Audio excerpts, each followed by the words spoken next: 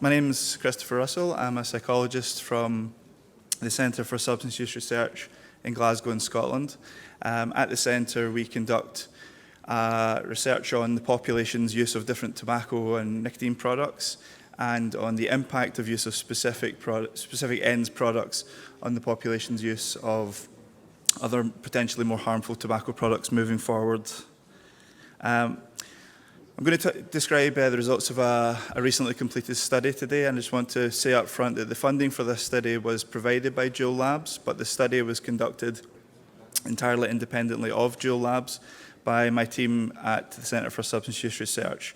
And by independent, I mean that no person from JUUL had any control or input over the study design, the contents of the survey instrument that we used, the recruitment, the data analysis, interpretation, or reporting of the findings. And indeed, the staff at CSUR is entirely responsible for the contents of this presentation and reports that flow from the study. So just going to give a quick piece of regulatory background to our study, and this was very usefully explained by one of the talks last evening.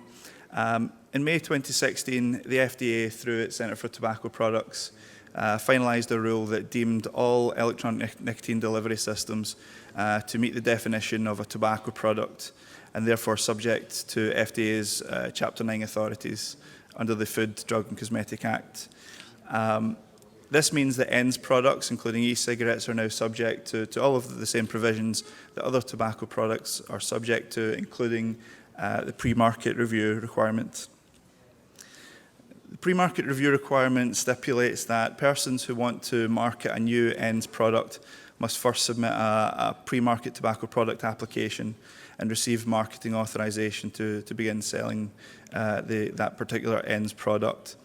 And FDA is required under law to deny marketing authorization where it finds that there's a lack of evidence that would support the authorization of the marketing of a particular ends product, and they find insufficient evidence that marketing this product would be appropriate for the protection of the public health.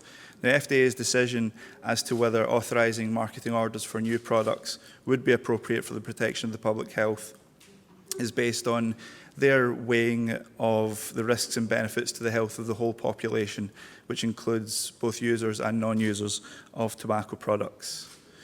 So manufacturers of any ends product who want to continue selling their products in the US are required to collect data that characterise the likely impact of their product on the population's use of other tobacco products. And this includes, but is not limited to, collecting data that characterise the likelihood that tobacco users will completely switch from potentially more harmful products to use of the new product, the likelihood that tobacco users will partially switch, they'll continue to use some of their old product and also begin to use the new product, the likelihood that former tobacco users, that is those who have quit previously, who will then reinitiate tobacco use following initiation of use of the new tobacco product, and then the likelihood that tobacco non-users, including youth, will both start to use the new tobacco product and or go on to use other potentially more harmful tobacco products. So the onus is on the manufacturer to provide data that speak to the likelihood of each of these transitionings happening. And in very simple terms, this is the likelihood that smokers will stop smoking, former smokers will relapse to smoking, and non-smokers will start smoking.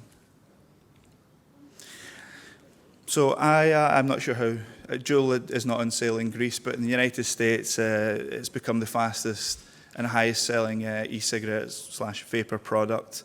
The JUUL vaporizer is called a pod-based e-cigarette. It's based on a two-part system, a pre-filled disposable liquid pod that clicks into a small battery.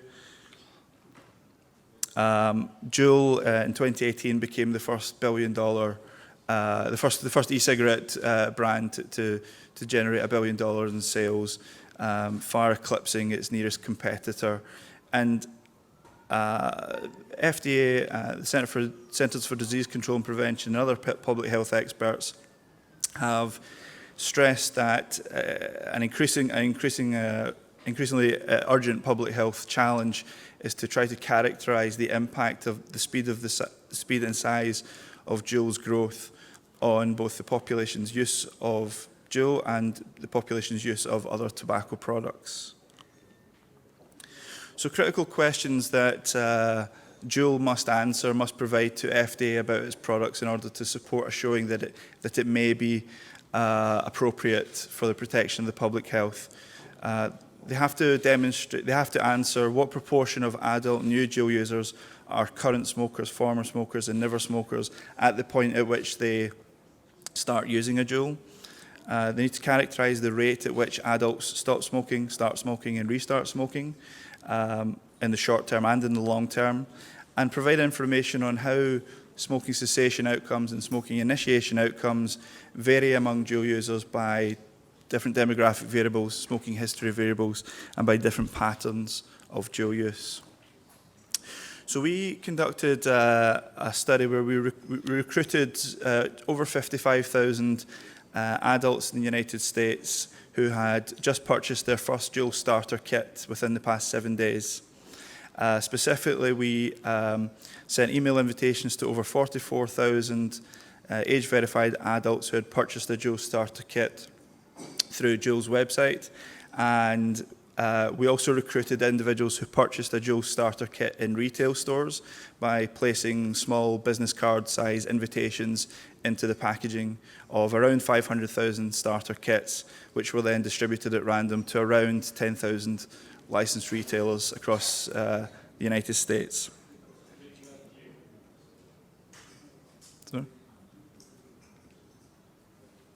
We administered online surveys monthly for 3 months. I won't go over the ins and outs of the survey, but people can feel free to come and talk to me afterwards, and I'll explain more in detail about the types of data the survey collected. But primarily we were looking at their use of combustible cigarettes, JUUL products, and other e-cigarette products. At the point of individuals' first purchase of a JUUL starter kit, we categorized them into one of 5 groups. They were either current smokers, non-current past 30-day smokers, former smokers, or never smokers, and then we had some missing data, and we couldn't determine the smoking status of some people.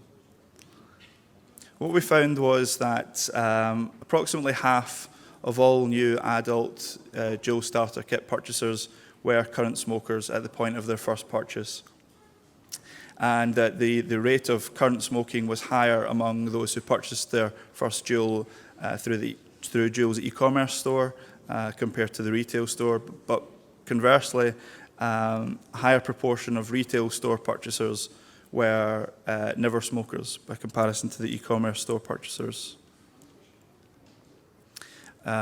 New purchasers were predominantly male. Around 75% were aged 21 to 35, were non-Hispanic white. Most had ever smoked a cigarette in their lifetime. Now, in the proportion of new purchasers who were current smokers at the point of their first purchase of a JUUL, and by current smokers I mean people who were smoking either every day or in some days, we assessed the rate of switching each month up to 3 months, and we did this in 2 different samples. We had an intention to treat sample, which included everybody who started the survey, and an efficacy sample, which only included people who responded to each survey. So if you think of these as a worst case scenario and a best case scenario in terms of switching, after 3 months, we estimate that between 25% and 44% of adults who were current smokers at the point of their first use of a JUUL had not smoked a cigarette for at least 30 days, which was our definition of quitting in this study. So between 25 and 44% of those who were daily or non-daily smokers after 3 months of using a JUUL had not smoked a cigarette for at least 30 days. We also looked at factors that increased and decreased smokers' likelihood of transitioning from a current smoker to a former smoker. We found that switching rates were significantly higher among those who consumed a higher number of JUUL pods in the past 30 days, among those who had initiated smoking more recently. So those who initiated smoking between the ages of 18 to 24 were more likely to have switched compared to people who had initiated smoking younger than 18. People who had been smoking for fewer years in their lifetime indicated an intention to quit sooner, rated their mental health more positively, and had a higher annual household income. We also looked at the rate of smoking reinitiation and initiation among those who weren't actively smoking when they purchased their first JUUL. And I'll just point to the never smoker column. We found that after 1, 2, and 3 months, 7, 7, and 8% of those who had never smoked a cigarette in their lifetime prior to purchasing a JUUL had smoked at least one cigarette in the past 30 days at 1 month, 2 months, and 3 months. Interestingly, and just reaching back to the previous talk about the role of flavours, we found that never smokers who were primary users of mint and mango flavoured JUUL pods were significantly less likely to have initiated smoking compared to never smokers who were primary users of Virginia tobacco flavour. So the hypothesis that non-tobacco flavours lead to smoking initiation, we actually found the opposite. We actually found that never smokers who used JUUL containing the Virginia tobacco flavoured pod were significantly more likely to have initiated smoking compared to the never smokers who used mint and mango. So broad conclusions, around half of all new purchasers of a JUUL starter kit in the United States in this study reported being a daily or a non-daily cigarette smoker at the time of their first purchase of a JUUL vaporizer. And overall, using JUUL products for 3 months was more strongly associated with smoking cessation than with smoking initiation or reinitiation in this cohort of adult new users. And what this means overall is that there was a net reduction of around 16% in the prevalence of past 30-day cigarette smoking between the month prior to first purchase of a JUUL and the 3rd month of using a JUUL. Now, I haven't said anything up till now about whether using a JUUL is better for health, is a reduced risk product. I'm not qualified to speak to that. What I would say is, based on the observed patterns of transitions in this study, if switching completely from smoking cigarettes to using a JUUL is demonstrated to reduce adult smokers' risks for mortality and morbidity to values that are statistically equivalent to quitting all tobacco and nicotine use, then the observed patterns of transitions in this study would likely represent a net positive effect on the health status of this cohort of adults. If, however, the health risks of using a JUUL are found to be statistically equivalent to continuing to smoke, then the observed pattern of transitions in this cohort would likely represent a net negative effect on the health status of this cohort. So essentially what I'm presenting here is one half of the equation. Patterns of use, but to estimate the appropriateness of JUUL products for the protection of the public health, much more data is required that characterise the safety and risk profile of using JUUL products relative to conventional cigarettes, other ENDS products, and other FDA-approved smoking cessation products and medications. Just to touch on a couple of limitations, what about those who continue to smoke? What was the impact of JUUL use on their smoking? We have data on both the prevalence of JUUL use and changes in past month cigarette consumption. I'd be happy to talk about those, but I didn't really have time to present them here. It's important to emphasise that the adults in our study are likely not representative of all US adults, of all adult smokers, and of users of other brands of e-cigarette. So it's important that these findings not be generalised to make claims about any other e-cigarette product or about the effect on other adult smokers. Crucially, no data were collected in this study that could characterise the use and impact of JUUL products among adolescents, which we can't demonstrate the appropriateness of a product for the protection of the public health without collecting data on the use and impact of JUUL use among adolescents. And finally, it goes without saying that no one study can prove anything or disprove anything. This is one piece of data. We are conducting other studies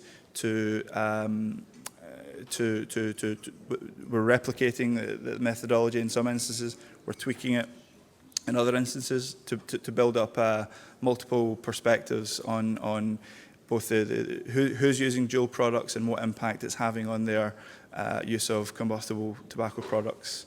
And that's all. Thank you for listening.